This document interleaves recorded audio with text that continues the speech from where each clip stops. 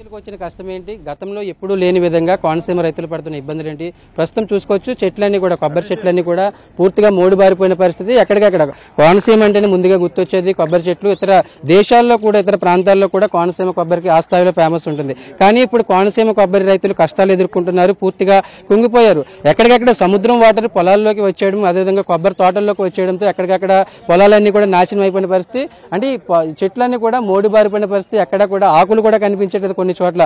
దాదాపు ఈ దశాబ్ద కాలంగా కూడా ఈ సమస్య ఎదుర్కొంటున్నాము. ఈ డ్రైనేజ్ సంబంధించి ఏదైతే శంకరగుప్తం సంబంధించిన ఈ డ్రైన్ నుంచి పూర్తిగా బ్యాక్ వాటర్, సముద్రం నుంచి ఉప్పు నీరు ఇక్కడ పొలాల్లోకి వచ్చేయడంతో తాము తీవ్ర ఇబ్బందులు ఎదుర్కొంటున్నామని రైతులు చెప్తున్నారు. అసలు ఏంటండి మీకు వచ్చిన సమస్య ఏంటి, ఇప్పుడే ఎందుకు వచ్చింది? గత 80-100 సంవత్సరాల నుంచి మా పూర్వీకులు ఇక్కడే కొబ్బరి తోటల మీద ఆధారపడి జీవనాధారం బతికించేవారు. కానీ ఆ పరిస్థితి ఈవేళ 2018-19లో మాకు ఇక్కడ కేసంపల్లి టు కరవాక వరకు డ్రిడ్జింగ్ చేశారు.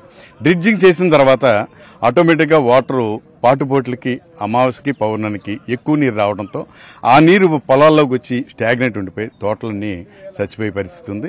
ఈవేళ రైతులందరూ కూడా కొబ్బరి మీద ఆధారపడి బతికే జీవనాధారం సాగించే పరిస్థితి నుంచి ఈవేళ తోచని స్థితిలో మేమందరం రైతులందరం ఉండవలసిన పరిస్థితి ఉంది. దీన్ని నిర్మూలన కోసం గత 5 సంవత్సరాలు కూడా గత పాలనలో మేము అనేక సార్లు యుద్ధాలు చేసాం, ధర్నాలు చేసాం. కలెక్టర్ ఆఫీస్ దగ్గర 5 సార్లు ధర్నాలు చేసాం. డ్రిడ్జింగ్ అంటే ఏంటి? పూడిక తీశారు. డ్రిడ్జింగ్ మీన్స్ పూడికి తీశారు. పూడికి తీయడం వల్ల తీసిన వెంటనే వాళ్ళు ఏం చేయాలంటే ఎడాపేడ ఏటుకట్లు వేయాలి. ఏటుకట్లు వేయకుండా వాళ్ళు ఏం చేశారు, మమ్మల్ని మభ్యపెట్టారు ఇంజనీర్లు. ఆ ఎస్సీ కానీ ఈఈ కానీ వాళ్ళు ఎట్టుగట్లే వేసుకోవాలి, మీకు వేరే ఇబ్బంది ఉండదు అనుకోండి, అది చెప్పకుండా ఇసుక తోడుకోండి, మీరు అమ్మేసుకోండి అనేటువంటి తప్పుడు సలహా ఇచ్చి అది చేయకపోవడం వల్ల ఈ వాటరు ఎక్కువ పాటుపోట్లకు వచ్చి డైరెక్ట్గా తోటలోకి వచ్చి తోటలన్నీ చచ్చిపోయినాయి. డ్రైనేజ్ సమస్య ఏంటంటే ఇక ముందు ఒక 8 కిలోమీటర్లు ఇంకా డ్రెడ్జింగ్ చేయవలసి ఉంది, కానీ ఆ డ్రెడ్జింగ్ చేయలేదు. దానివల్లే ఆగింది అనేటువంటిది పరిశీలకుల యొక్క అంచనా. నాకైతే మా వ్యక్తిగత మా రైతుల యొక్క ఆలోచన విధానం, ఇది చేసినటువంటి డ్రిడ్జింగ్లోనే లోపం ఉందనేటువంటిది మా ఆలోచన. దీనితోడు ఆ డ్రైనేజీలో చెరువుల నుంచి వచ్చే కెమికల్స్, ఈ సాల్ట్ వాటర్ ఇవన్నీ కూడా కొబ్బరి తోటలకి పాడవడానికి మూల కారణం అనేటువంటిది మేము చెప్తాం. మీకు ఎంత ఉంది పొలం, అసలు ఏంటి, మీరు ఎటువంటి ఇబ్బందులు పడుతున్నారు, సంవత్సరానికి ఎంత ఆదాయం వస్తుంది ఒక ఎకరానికి కొబ్బరి చెట్లకు సంబంధించి?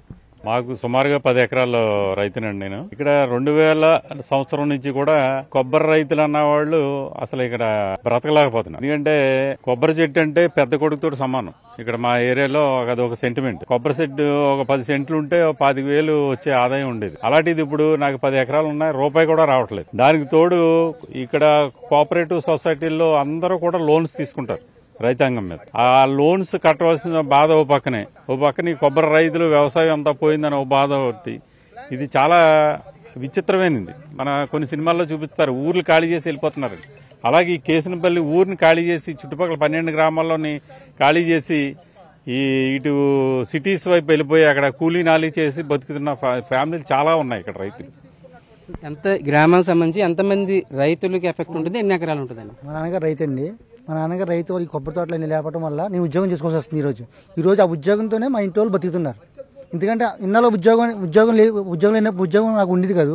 అప్పుడు మా నాన్నగారు వ్యవసాయం చేసేవారు, ఆ డబ్బులతో నన్ను బతికించేవారు. కానీ ఈరోజు మా ఇంటికి నేనే గతి ఎలాగంటే ఉద్యోగం చేసుకున్నాను. ఎక్కడ, అది కూడా వైజాగ్లో ఫార్మా కంపెనీ చిన్న ఉద్యోగం చేసుకున్నాను. కొబ్బరి చెట్లు చూస్తారు కదా మీరు ఎలా ఉన్నాయో, మొత్తం నాశనం అయిపోయింది. దానికి కారణం ఏంటో ఎవరు ప్రశ్నించలేకపోతున్నారు. దానికి మీరు ఏంటంటే ఇది టైం పడుతుంది. ఒక 5 సంవత్సరాలు పట్టచ్చు, 6 సంవత్సరాలు పట్టి, 8 సంవత్సరాలు పట్టచ్చు. ఇంతలో ప్రభుత్వం మీరు ఏం చేయాలంటే ఓ పథకం నెలకింతని, రైతుకి ఎన్ని ఎకరాలు అంతని పథకంతో డబ్బులు ఇస్తే మేము కొద్దిగా బాగుపడతాం. కొనసాగుతుంది. మీ ఎలా ఉద్యోగం చేసుకుంటూ ఉన్నా ఆ డబ్బులతోనే అక్కడ బతకాలి, ఇక్కడ బతకాలి. అది మీరు ఆలోచించుకుని ఈ ప్రభుత్వం తీసుకెళ్ళి ఇది యాజ్ సూన్ యాజ్ పాసిబుల్ త్వరగా దీన్ని అరికట్టాలని నా కోరిక అండి. ఇది మొత్తం చూసుకోవచ్చు రైతులకు సంబంధించి ఓఎన్జీసీ బాగా ఎక్కువ ఉందండి ఎఫెక్ట్. ఎందుకంటే అది సముద్రంలోకి వేస్ట్ వాటర్ అంతా పెట్టేస్తున్నారు. అక్కడ స్నానం చేయటం కూడా ఉండలేదు. అండ్ ఇక్కడ చెయ్యొద్దు, మీరు ఒక 2 కిలోమీటర్లు ఎదరికి వెళ్ళండి, ఇక్కడ చేస్తే మీకు స్కిన్ ఎఫెక్ట్ వస్తుంది. ఆ వాటరే మా కొబ్బరి చెట్లకి ఎక్కి విషవాయులకు ప్రయోగించి ఇప్పుడు 1.5-2 అడుగులు దిగటం అన్నది మాత్రం ఈ నిర్ధారణలో మాత్రం ఖచ్చితంగా నిరూపణ అవుతుంది.